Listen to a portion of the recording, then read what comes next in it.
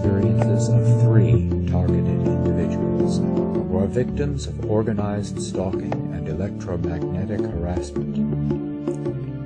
They are representative of a growing phenomenon that is estimated to have affected around 1% of the population of North America thus far.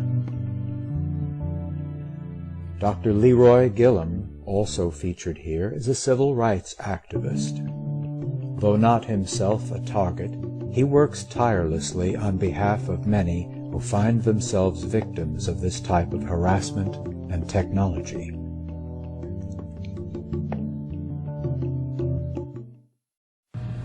Well, the first thing I noticed is it was quiet one morning, and when I woke up, I moved my arm, and I heard this noise coming from upstairs. It also followed my arm and stopped and started when my arm or my foot was stopped, and I tried to test them by moving other parts of my body, and I noticed that it would track every time I made a movement. It would make this clicking sound. I really noticed when I was homeless in Cleveland a few years ago, I was getting voice-to-skull transmissions using a lot of foul, disturbing language. I was losing my vocabulary, not able to think as well. I was having levitation of some of my body parts. When I was lying on my stomach, they were able to pull my legs way up behind me and hold it there suspended in the air, higher than I could hold my legs up myself like that. There are 2 high-profile cases in which the law enforcement mistakenly accused 2 individuals. My story is also a case of mistaken identity. There were things like the smell of toxic chemicals that no one else would recognize when they came in. I even had the police come in and do a evaluation, and they said they couldn't detect anything. At the end of the first boat trip, there was something unusual about the inside of my van. There is a closet that is always dusty. There is a mirror in that closet that had been spotlessly cleaned. It is logical that only law enforcement would clean a mirror that spotlessly to search for possible evidence. They were actually rolling me across the ground, affecting me emotionally, because they could hit different parts of my brain to affect me emotionally, and I've read this as possible, where I was rolled across great distances across the lawn. I was moving in different ways, such as a kind of dancing, and this was not me. It was like radio frequency or something moving me. I would put stuff up on my windows, like mirrored mirrors and other things, magnets. And this is something the police officer told me might dissuade them from harassing me, but it's somehow limited, but they were always able to find a crack somewhere in order to get into the house, and it seems that these beams or whatever are able to travel off of reflective surfaces and find you wherever you're located. On the 3rd boat trip, the first mate and I spoke at the beginning of the trip. He was asked to put me in contact with somebody in law enforcement so that I could clear my name about the misunderstanding. During the trip, they announced 6 times that there would be a documentary film about blowing up ships.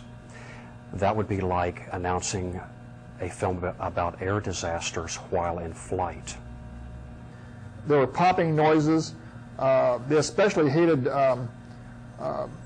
quick snapping of the fingers. If you snap your fingers or make a sudden jerky movement, that seemed to really set them off. And I could remember being on the bus as well and doing these things intentionally, only to get these responses of like esophageal spasms. I had an esophageal spasm one time that actually led me to wind up in the hospital. It was the first and very worst, and after that things seemed to taper off, but they kept harassing you with these esophageal spasm types of sensations. There were other instances where my body was being yanked and pulled, like in the shower at the shelters, and my eyes were being pulled, yanked to look at the same thing over and over, uncontrollably. and I had no control over these things happening, and I didn't know what it was. These odors would make me very toxic, and I noticed when I'd go out for walks, I would find myself collapsing, and one time I was at the store and I had to lay there for like 2 hours for this stuff to wear off, the effects of it. So I had actually gone there to buy a gas mask, and for the several years that I was having this problem, I had to wear a gas mask literally at night and during the daytime as well. And I ultimately wound up selling my house and moving, and I moved like 200 miles away from where I was previously living, only to find out that the effects had followed me there. So obviously this weapon is capable of traveling great distances. At the end of the trip, the first mate and I spoke again. He said, quote, "That's how this government operates," unquote. I thought I was tired, exhausted, run down from being homeless. I had never heard about EM or mind control. It was only up until a few months ago that I learned of these things from the voice transmissions saying words like electromagnetics. So I actually went to the internet and looked it up from the voice transmissions guiding me. That's when everything fell into place. A college professor told me one time to pay close attention to pronouns. One day I heard, "You are always talking to yourself."